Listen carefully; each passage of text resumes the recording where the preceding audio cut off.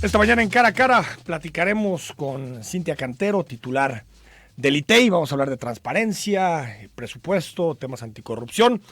Más adelante hablamos sobre la percepción de inseguridad en la zona metropolitana de Guadalajara. Salieron los datos del INEGI y el análisis qué pasará con el sindicato de petroleros luego de la renuncia de Romero Deschamps. Son las 9 de la mañana con 5 minutos y hasta las 10 estamos en Cara a Cara. En esta mesa dialogan todas las ideas, se genera la noticia y se dicen las cosas. Cara a Cara, la información clara y precisa en voz de sus protagonistas. Cara a Cara, con Enrique Tusaint.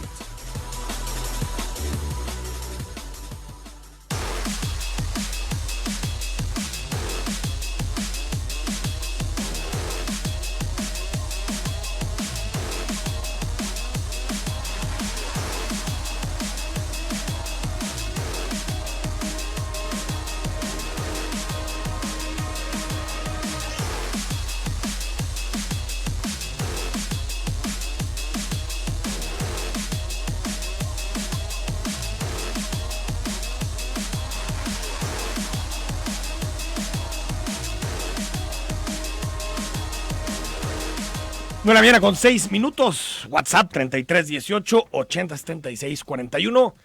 Ya estamos en jueves, ya huele a fin de semana. Cintia Cantero, ¿cómo estás? Muy Presidenta bien, gracias, del ITEI. Enrique. Un saludo a ti y a todo tu auditorio.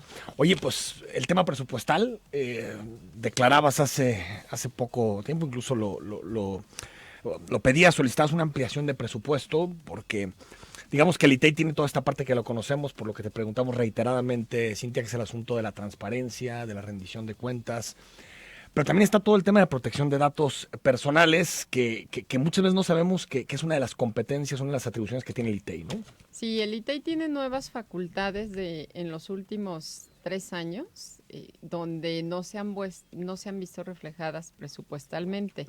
Y en este sentido, pues nuestro campo de acción se ve limitado precisamente por que no hemos crecido en estructura, en capacidades institucionales, de acuerdo a las nuevas responsabilidades que se nos han otorgado. Y un ejemplo el que señalas claramente, el tema de proteger, de garantizar el derecho a la protección de datos personales. Esto implica promover esta cultura en los más de 500 sujetos obligados que hay en Jalisco, que esto es lo que impacta más. Jalisco es de los estados, me parece que el segundo que tiene más número de sujetos obligados, es decir, más oficinas públicas a quien llegar o a quien hacer llegar este mensaje y a quien regular y controlar. Y en este sentido, pues básicamente la difusión, la promoción, el poder vigilar, revisar qué es lo que están haciendo en materia de protección de datos personales, que implica, Enrique, una gran cantidad de responsabilidades adicionales. El revisar con qué medidas físicas, administrativas e incluso tecnológicas cuentan, es algo que nos implicaría tener una infraestructura completamente distinta. Para darles un ejemplo, cuando al INAI se le otorgó esta responsabilidad, por supuesto el INAI tiene la responsabilidad también de los particulares, de revisar el tema de la protección de datos de particulares, no nada más de autoridades.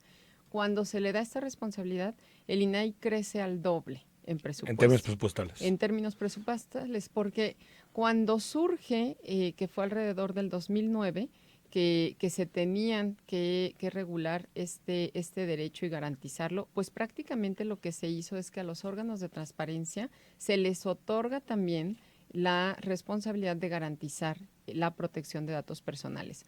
Es decir, no se crearon instituciones nuevas, sino que los órganos de transparencia, por ley, asumen esas responsabilidades, lo que implica o lo que implicaría tener una estructura mayor a la que se tiene para vigilar la transparencia, para vigilar la garantía del acceso a la información. Ponme un ejemplo en términos de protección de datos, Cintia, es decir, para que lo entienda la gente, ¿qué hace el ITEI para proteger nuestros datos personales? Bueno, lo que estamos haciendo en este momento es que si recibimos alguna queja relacionada con la posible violación de un dato personal, es decir, de que se haya difundido un dato de una persona que dio alguna información, por ejemplo, en el sector educativo, en el sector salud, a través de un expediente clínico, y va y lo denuncia ante el ITEI, entonces el ITEI comienza una revisión de ese recurso o de esa queja que presentó el ciudadano, y en caso de que la responsabilidad, de que la autoridad resulte responsable de sí haber hecho mal uso de esa información, hay documentos que evidencian que se difundió o que se le dio mal tratamiento a ciertos datos que proporcionan los ciudadanos todos los días ante las instituciones públicas. Cuando vas por un Todos programa los días. social, por un Desde apoyo, sacar por una atención licencia, médica, licencia, todo. Desde sacar una licencia, todos los días se otorgan millones de datos personales a las instituciones Y si un dato públicas. mío lo veo, por ejemplo, en Internet, yo doy un dato para determinado proceso, está en Internet, ¿qué hago? ¿Qué debo hacer? Tendrías que denunciar, depende de dónde esté publicado. Si se trata de un dato que el ciudadano proporcionó a alguna instancia privada, alguna oficina privada, pues básicamente tienes que acudir ante el INAI para denunciar, porque el órgano de transparencia, en este caso el ITEI, no tiene competencia sobre Con los particulares. privados, Con los entonces. privados.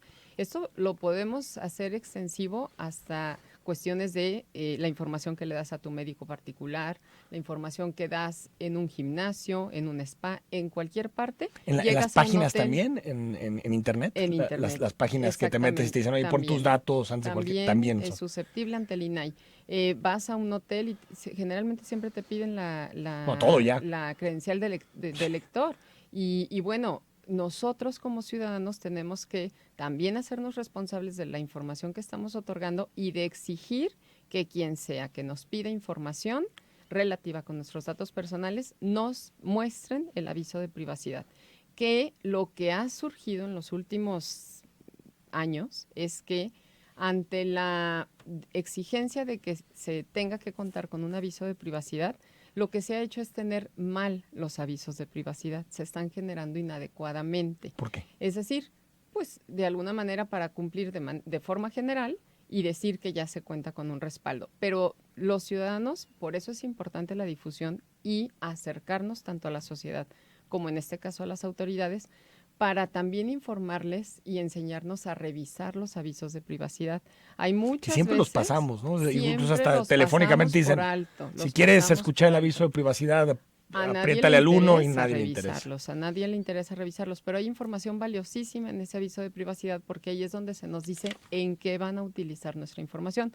Muchas de las veces estamos otorgando información donde en el aviso incluso se nos está mencionando que va a ser transferida a laboratorios, aseguradoras, y nosotros firmamos. O sea, el La hecho aceptación. de ser pasivos hace que estemos Exactamente. aceptando. Es que estemos aceptando indirectamente las transferencias que nos están, que van a realizar aquellos que nos están pidiendo la información. Por eso es muy importante, esto es lo básico, lo fundamental, también con las autoridades. Las autoridades es mucho más claro en qué van a utilizar esa información, porque para cada trámite que te vas a acercar con alguna autoridad, tiene que haber una justificación de para qué te piden datos. Nosotros hace poco sacamos unas recomendaciones completamente vinculantes para el caso de las dependencias que tienen que ver con la información que se pide para los funcionarios públicos para su expediente laboral.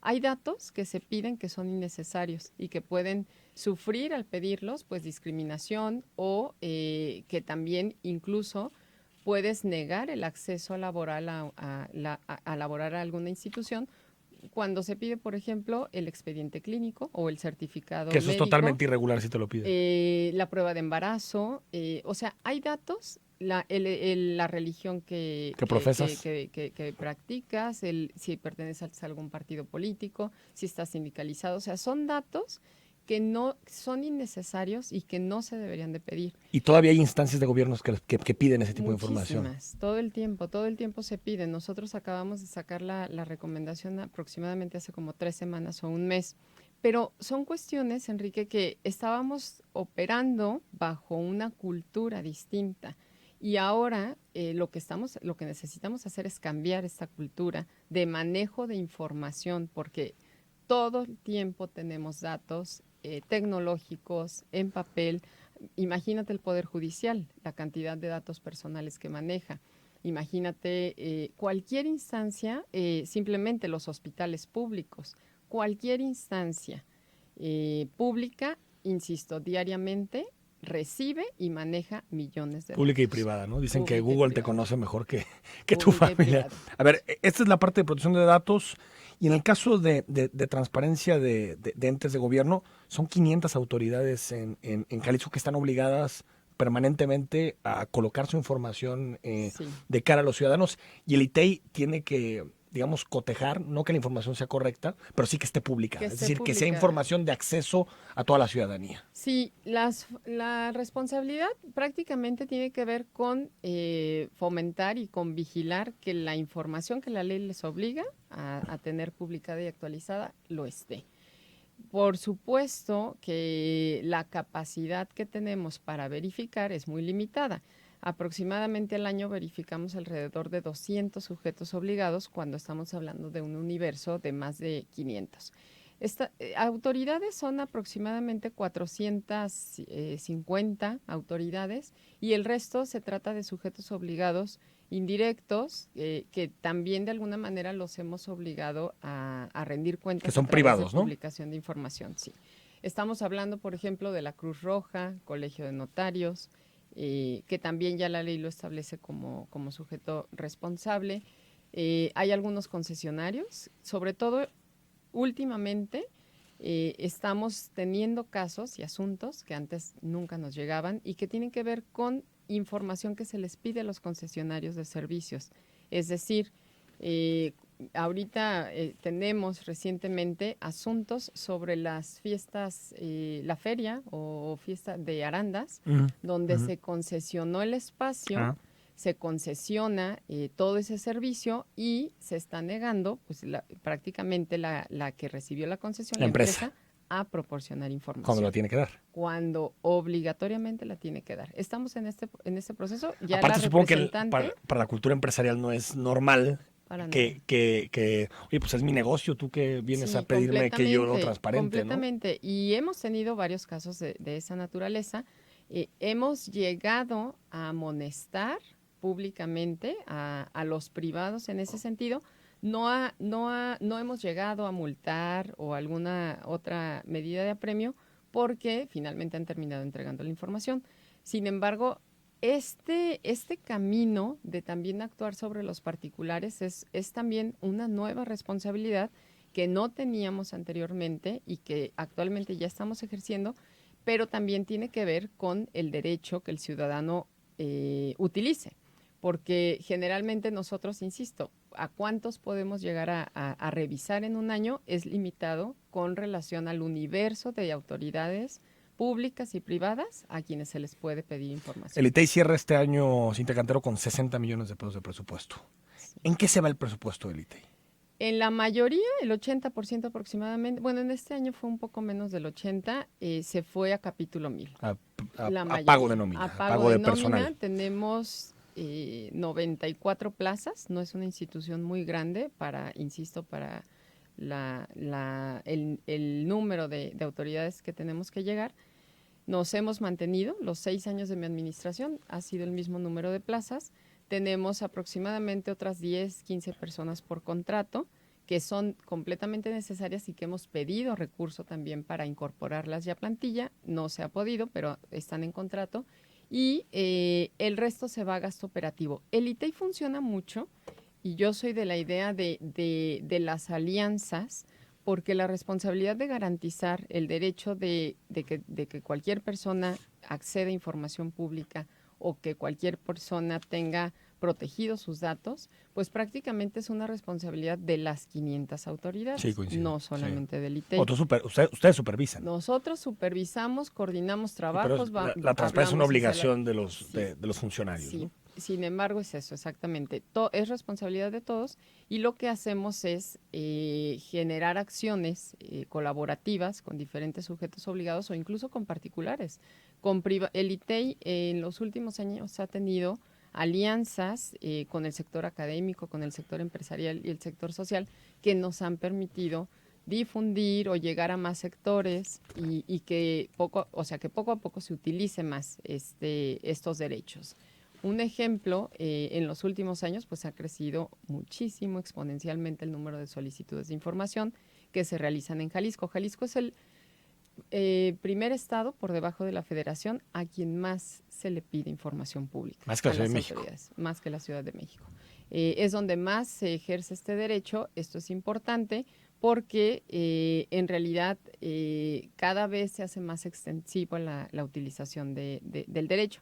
Las autoridades ciertamente ya están en un proceso, en una etapa en la que están acostumbradas a contestar. Sin embargo, todavía no hemos logrado pasar a este rubro donde ya entreguen la información con calidad. Por lo tanto, se van los ciudadanos a quejarse ante el ITEI y también el número de recursos ha crecido exponencialmente. Es decir, las quejas que se presentan ante el ITEI, en este mes ya alcanzamos lo que se llevó a cabo en todo el año pasado, que son alrededor de 3,000 recursos. Ya al día de hoy ya los superamos. Sobre todo, habíamos tenido muy poca demanda en los recursos de transparencia, que es denunciar la información que está publicada. Y en este año hemos tenido un incremento del 400%. Es decir, el año pasado fueron alrededor de 80 recursos de transparencia, este año ya llevamos casi en los 400. Vamos al corte, regresamos, seguimos con Cintia Cantero, ya están llegando preguntas, comentarios, estamos unos minutos más con la presidenta del ITEI.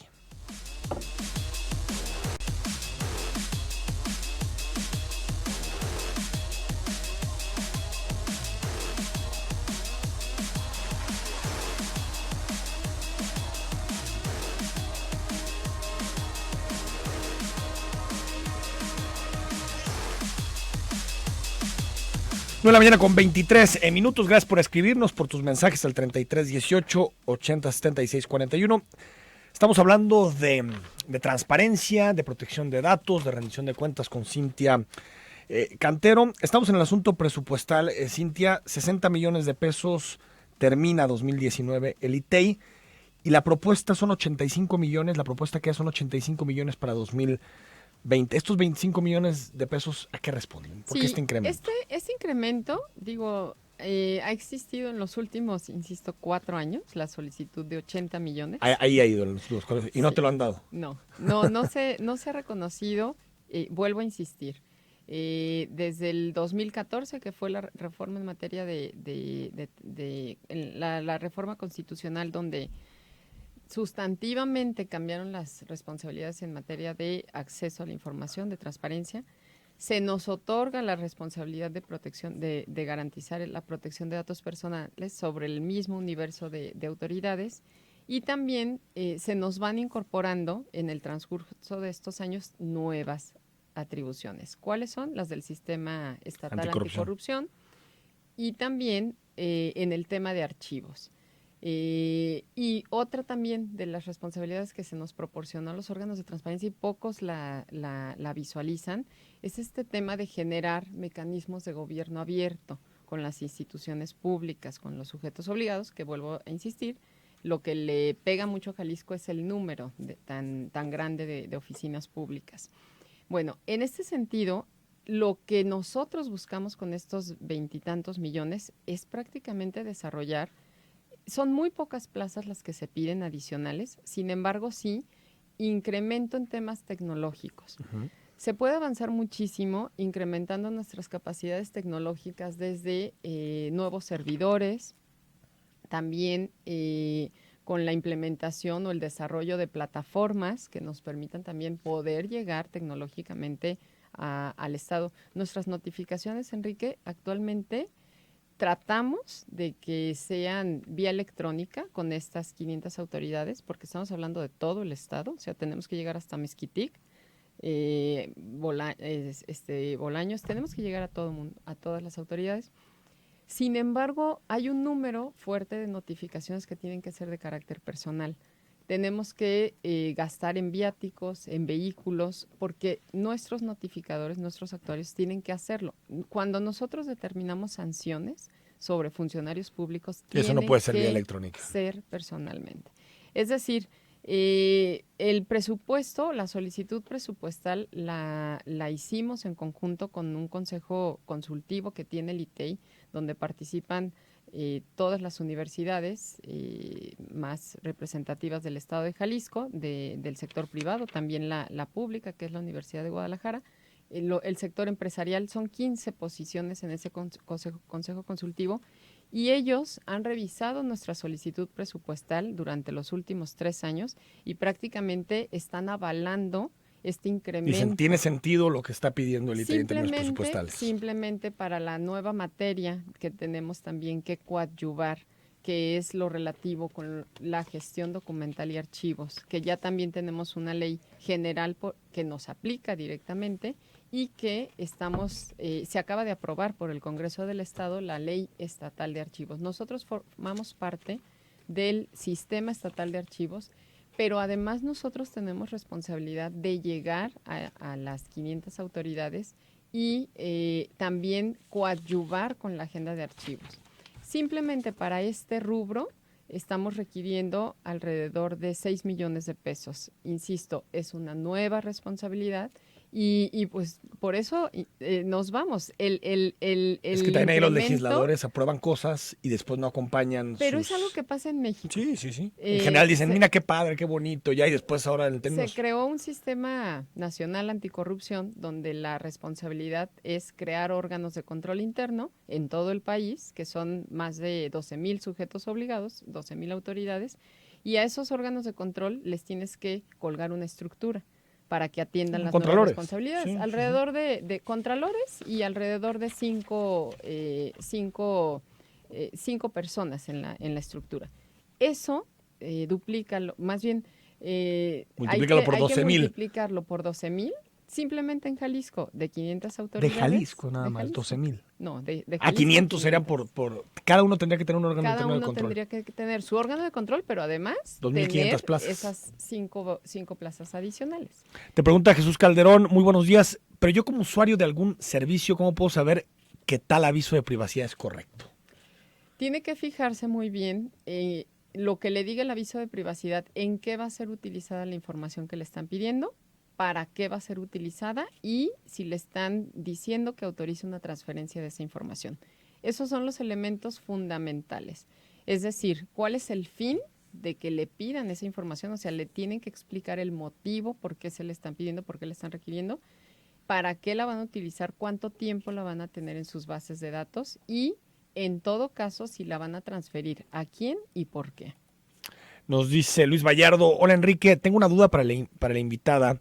Fíjate que hay parques industriales que en el acceso le toman fotografía a tu identificación oficial.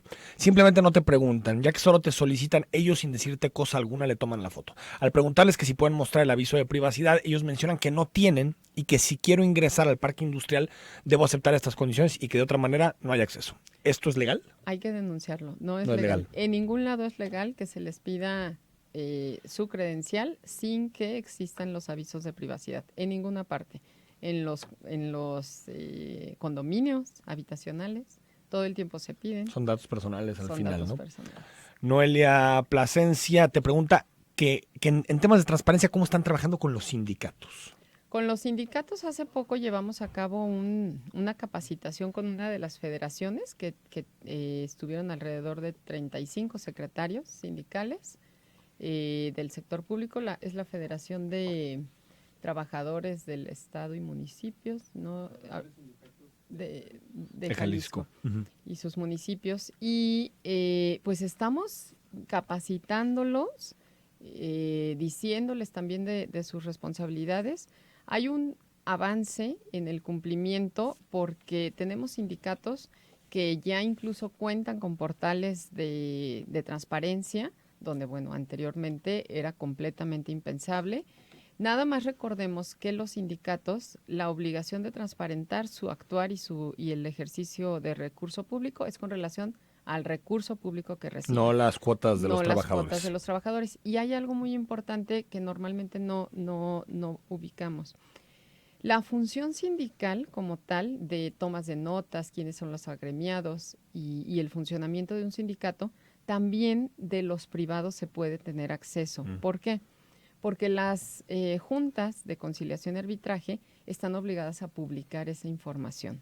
No los sindicatos de manera directa, pero sí la operación de una junta y todo lo que ocurre en la vida sindical del sector privado se publica a través de las juntas. Nos dice 8880, terminación. Hola Enrique, buenos días. Pregunta a tu invitada respecto a la cancelación de los nombramientos de las direcciones de la Secretaría Ejecutiva, supongo que habla del sistema anticorrupción. ¿Por qué se canceló el proceso si se aceptó que el proceso estuvo bien hecho conforme a los requerimientos en transparencia y participación ciudadana y sobre todo los recursos que emitieron fueron solventados? ¿Por qué la decisión fue en los oscuritos y la sesión era pública, te pregunto? Sí, en realidad lo que se optó por parte del comité del órgano de gobierno de la Secretaría fue, pues básicamente también tomar en cuenta una carta que recibimos de 3 integrantes del Comité de Participación Social, donde se nos exponían varios aspectos que nosotros consideramos tomar en cuenta. Uno de ellos era el tema presupuestal, de que existe incertidumbre presupuestal por el recorte que tuvo, pues básicamente el Estado de Jalisco.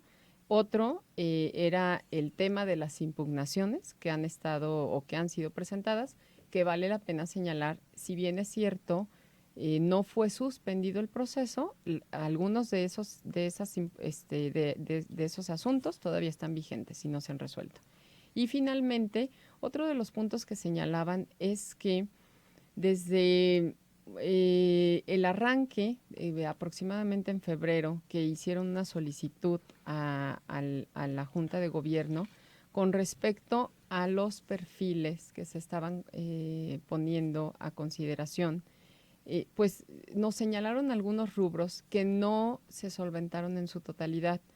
Y lo que quisimos como órgano de gobierno es, de alguna manera, revisar a fondo todo, no nada más este proceso, sino algunas cuestiones adicionales que tenemos que tomar en cuenta precisamente en cuanto al funcionamiento de la Secretaría Ejecutiva y su coordinación con el órgano de gobierno, con el Comité de Participación Social y por lo tanto que esto se vea completamente reflejado. Entonces se suspendió por la, digamos, petición del Comité de Participación Social del Sistema Anticorrupción, donde exponía estos 3 puntos que nos decías. Esa fue la razón. Rubén Alonso, ¿qué opina el ITEI sobre los costos de reproducción de la información en leyes de ingresos municipales que están por decidirse en el Congreso? Bueno, con relación a esto tenemos que revisarlo, tenemos que verificar que este costo que se está generando respecto a la reproducción de información pública, pues no vaya por encima o no limite el acceso de cualquier ciudadano a solicitar la reproducción de información pública. Tenemos que garantizar de alguna manera que el costo sea accesible y que esto no vaya a ser el día de mañana una limitante para que el ciudadano se limite a pedir por el costo, la reproducción de información pública por el costo que esto representa y que conlleva. Un ejemplo, actualmente la ley obliga a las autoridades, y ese fue un gran logro y nada más en Jalisco está, que las primeras 20 hojas de información pública que se solicite va a ser completamente gratuita. Y deberíamos de pensar, Enrique, que si estamos hablando de que la información es pública, la información nos pertenece y no debería de generar un costo en sí, salvo aquella que esté establecida en las leyes de ingresos, pero pues también tenemos que cuidar que este costo no sea excesivo para que limite o para el acceso, que vaya el derecho, ahí, ¿no? Alguna cuestión, insisto, que afecte el ejercicio de este derecho. Cintia Cantero, gracias. Hay muchos mensajes, muchos comentarios, pero bueno, te los pasamos para ver si nos puedes ayudar a responder. Muchísimas gracias. Quedo a sus órdenes en el ITEI y pues a seguir aquí con la agenda. Gracias. Vamos al corte, regresamos para hablar de percepción de inseguridad en la zona metropolitana de Guadalajara y más adelante el caso Romero de Champs. Con 40 minutos, bueno, el longevo Romero de Champs deja el sindicato petrolero. Acusaciones de todo tipo, cuentas congeladas. Bueno, Romero de Champs fue interino en los 90s en el sindicato, pues un interinato breve de 25 años al frente del sindicato. Él llegó después del famoso quinazo, la venganza de Carlos Salinas contra la quina por su apoyo a Cuauhtémoc Cárdenas en la elección de 1988, y no sabemos si esto será el inicio de una democratización del sector petrolero, del sector sindical del petróleo en nuestro país, o simplemente lo que ya sabemos, estamos acostumbrados, estimado Eduardo González, que solamente que cambia el mono. ¿Cómo estás, Eduardo? ¿Qué tal, Enrique? Un saludo, buenos días.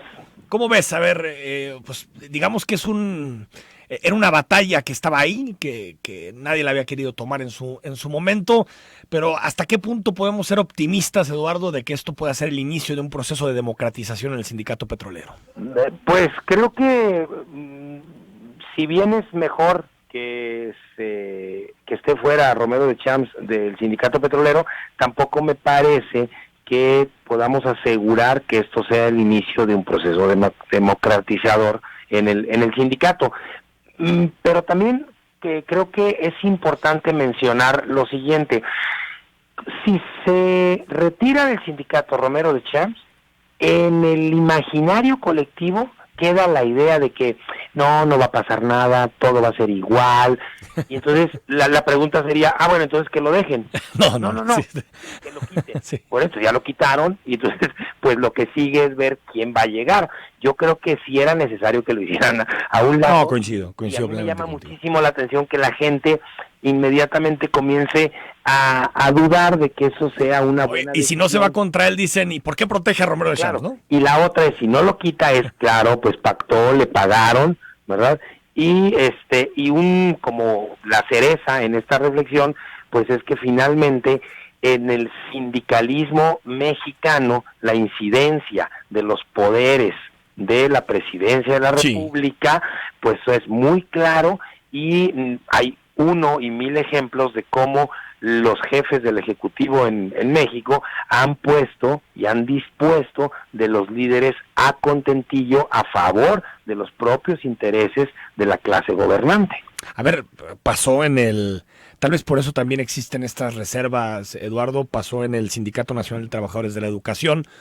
Peña Nieto, digamos, metió a la cárcel a Elba Ester, y después de eso puso a Juan Díaz de la Torre. Juan Díaz de la Torre operó los intereses del presidente durante el sexenio. Después, cuando llegó el declive del peñanietismo, pues otra vez vuelve Elba Ester. Es decir, creo que es esta parte un poquito de que no salimos del mismo espiral, lo que de pronto genera ciertas desconfianzas, ¿no? Sí, estaba ahorita recordando a Carlos Conjitur Barrios, que quita a Carlos Salinas para poner a Elba Ester. Exacto. Y que finalmente nos demuestra, y eso me parece que es muy importante mencionarlo, que aún con la presidencia de Andrés Manuel López Obrador, no hay elementos suficientes para decir que estamos viviendo un nuevo régimen político.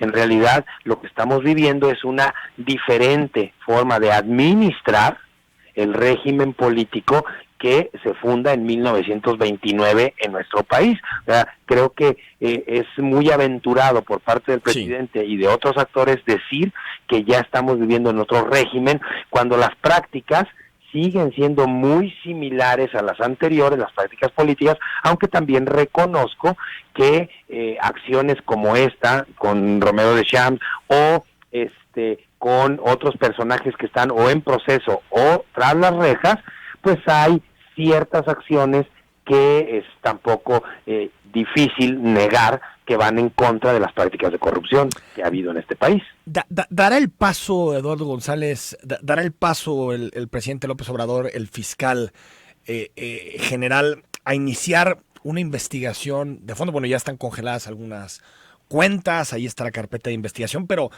los asuntos relacionados con Romero de Champs pues vienen desde el Pemex Gate, el desvío por más de 500 millones de pesos. Todos hemos visto, Eduardo, los departamentos, digamos, modestitos que tiene Romero de Champs en Cancún, en Miami, sus yates, ¿no? Un verdadero representante de los trabajadores. Su hija, Paulina, que digamos que se exhibe en redes sociales siempre con Ferraris en Londres. Digamos que al menos huele a que hubo grandes desviaciones de recursos de parte de Romero de Champs. ¿Llegará el presidente nada más a esto de decir, sabes qué, bórrate y se acabó? ¿O crees que ya esto con Santiago Nieto, con el fiscal Hertz, puede ser una investigación que lleve a Romero de Champs tras las rejas? Pues mira, yo no estoy totalmente seguro, convencido de que pudiera proceder más allá de hacerlo a un lado del sindicato y que incluso el mismo Romero de Champs esté pagando su libertad con la renuncia al sindicato. Lo mismo me parece que pudiera suceder con Medina Mora, al dejar la Suprema Corte, decir, bueno, pago mi libertad con la salida.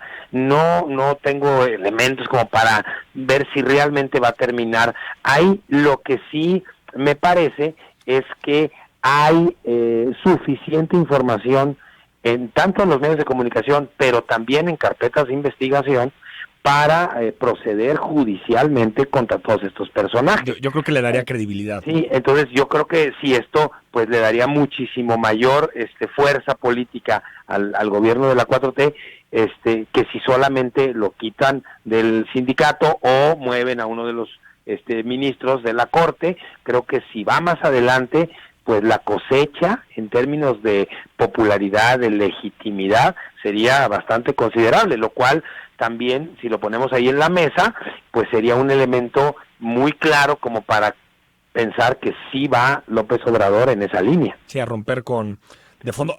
Tengo la percepción también, Eduardo, de que muchos de los casos tienen que ver con el desmantelamiento de las redes del salinismo, porque al final Romero de Champs fungido en el sexenio de Salinas, por supuesto con toda la estructura del PRI, pero también está el caso, por ejemplo, de Juan Collado, se le han congelado todas las cuentas, la última de $85 millones en Andorra, está Lozoya muy cercano a ese grupo, lo que está apareciendo también de cómo se financió la campaña de Peña Nieto de forma irregular, es como si también el presidente estuviera desmantelando todo eso que le permitió a Salinas seguir vigente posterior al 94.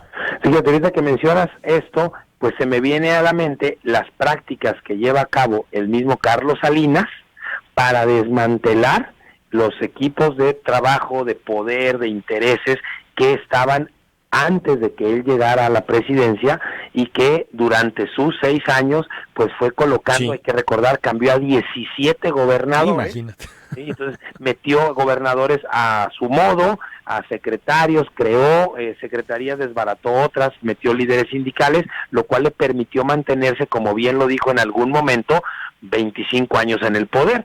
Creo que bajo esa lectura a mí no me extrañaría que este gobierno de la 4T esté pensando también en cambiar las personas, no tanto las estructuras, que le permitan permanecer muchos años en el poder. Ese es buen debate. ¿Cuál es el objetivo? ¿La justicia o la hegemonía electoral, no? Así es, la permanencia ahí en el poder. Eduardo González, como siempre, un abrazo y ya no te nos pierdas tanto. Seguro que sí. Un abrazo, gracias. 9 de la mañana con 48 minutos, vamos al corte. Ahora sí hablamos de percepción sobre la inseguridad del estudio del INEGI. Leemos tus mensajes y comentarios.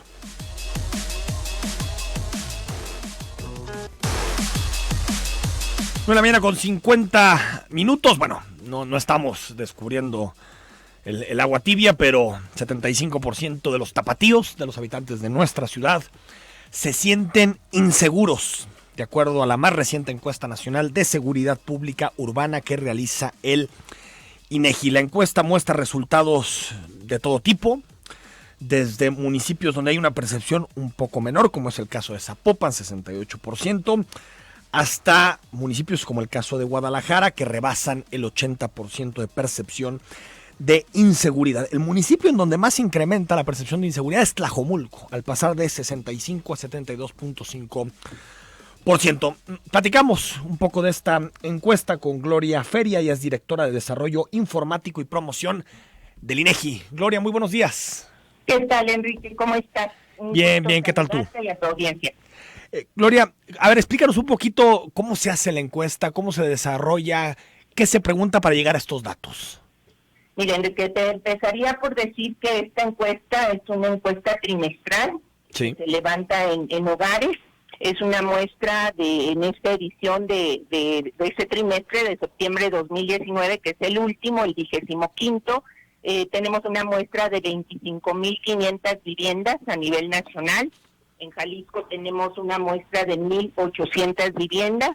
Es una muestra con un diseño muestral pues muy interesante a nivel estadístico. Es un diseño probabilístico, estratificado, unietáptico y por conglomerados. Estos conglomerados también se les llama unidad primarias de muestreo, que bueno, pues son grupos que ya se organizan por niveles urbano alto, urbano medio, y que incluyen conjuntos de 80 a 160 manzanas, ¿no? Llega el entrevistador, lleva un cuestionario y bueno, aplica a todo informante o persona mayor de 18 años que nos pueda responder sobre su sensación de inseguridad por temor al delito. Esto tiene pues lo que es la percepción, la expectativa social sobre la tendencia del delito también es percepción. Sí. La atestiguación de conductas delictivas o antisociales, aquí ya habla de conocimiento, ya no es de percepción, sino de hechos que la persona haya presenciado. El cambio de rutinas por temor a ser víctima del delito, habla ya de experiencias propias. La percepción del desempeño de en este caso, de las instancias de seguridad, los conflictos y conductas antisociales, también aquí habla ya de la existencia o de un dato objetivo de sí. conocimiento, ¿no? Y el desempeño gubernamental, en sí la percepción de las personas sobre cómo es el desempeño de nuestras autoridades en la materia, ¿no? Entonces, en sí, a nivel general, es una encuesta que, bueno, nos ha dado muy buenos resultados. Se complementa con la encuesta nacional de victimización. Que es anual, ¿no? De la seguridad, la ENVIPE, ¿sí la conoces? Sí, que es anual. Y bueno, esta nos viene dando datos trimestrales, ¿no? Ahorita presentamos datos de septiembre de 2019, en como bien dices, aquí a nivel Jalisco lo presentamos de 6 ciudades de interés, ¿no?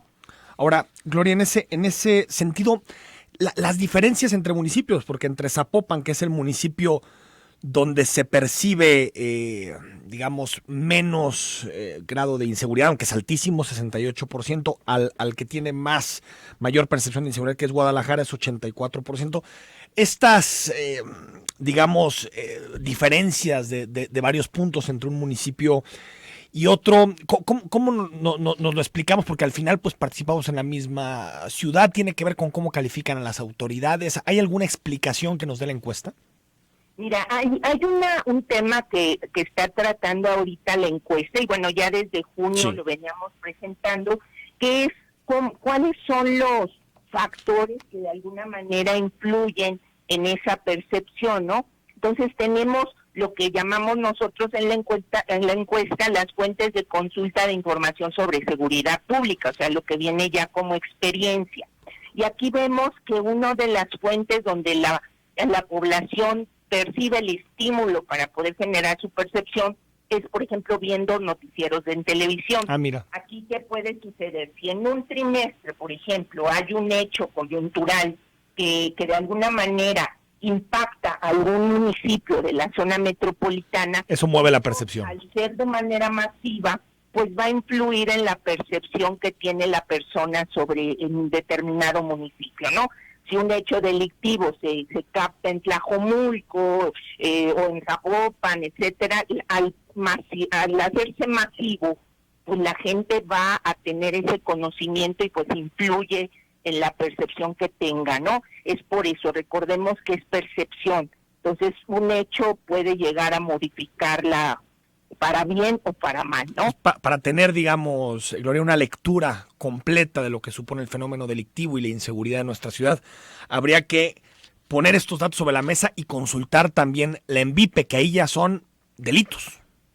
Sí. Ya no es percepción, ¿no? Te damos datos sobre ya la tasa o la prevalencia delictiva en los hogares. Por ejemplo, en la última, que es a 2018, tenemos que 37.5 de los hogares al menos tuvo una víctima del delito en Jalisco. 1 de cada 3. Ajá. Y comparado a nivel nacional, que la tasa es de 33.9, pues sí, Jalisco. Casi igual. Gloria, gracias por los datos. ¿Vale? Gracias por los datos. Muy buenos días. Buenos días, Enrique. Gracias. Bye. Ahí está Gloria Feria del INEGI explicándonos los datos. ¿Es percepción? Es la pregunta. ¿Usted se siente seguro o inseguro? En el caso de la zona metropolitana de Guadalajara, 75% de los habitantes se siente inseguro y digamos que los parámetros varían por municipio. Zapopan es el municipio que sale con el nivel menos alto, yo diría, de percepción de inseguridad, porque es el 68.4%, y Guadalajara, la capital, 84% de percepción de inseguridad. La percepción tiene, ya lo decía Gloria, muchos elementos, y buena parte, hacía referencia precisamente a eso, Gloria, tiene que ver con la cobertura en los medios de comunicación, y pues si uno prende la tele todos los días, pues te das cuenta que la nota roja está por todos lados, ¿no? Está bien, se debe hablar de esos temas, por supuesto, pero a veces también soluciones, salidas, es importante discutir también ese tipo de temas y claro, a ver, la percepción es alta porque la inseguridad es alta, no hay otra explicación. Javier León nos dice, bueno, gracias Miguel Ramírez, yo estoy seguro que con la Policía Metropolitana la inseguridad se irá sofocando y se comenzará a vivir mejor en Jalisco, esperemos, Miguel, esperemos que digamos que surta efecto y tenga un impacto positivo, ¿no? La Policía Metropolitana ya se entregó el programa operativo, falta el esquema financiero, esperemos que se articule bien. Hola Enrique, no coincido que estén desarticulando a Salinas, la prueba es Slim, 100,000 millones de pesos me dan sustento para comentártelo, bueno, es cierto también, ahora sí que cómo negarlo. Yo lo que veo es que en el caso Lozoya, en el caso Altos Hornos, todo nos empieza a remitir al sexenio de Salinas, a los vinculados a Carlos Salinas, pero sí es cierto, el mayor activo de Salinas es Slim, sin lugar a dudas, ¿no? Jorge Mentero, buenos días. Me parece que la presión de inseguridad que comenta Lemus en Zapopan es erróneo. Yo vivo en Zapopan y todos los días sucede algo y la policía ni sus luces. A ver, que quede claro el dato. 68% se dice inseguro en Zapopan. Por mucho la mayoría. Hubo un descenso, antes era 70%. Es la única diferencia.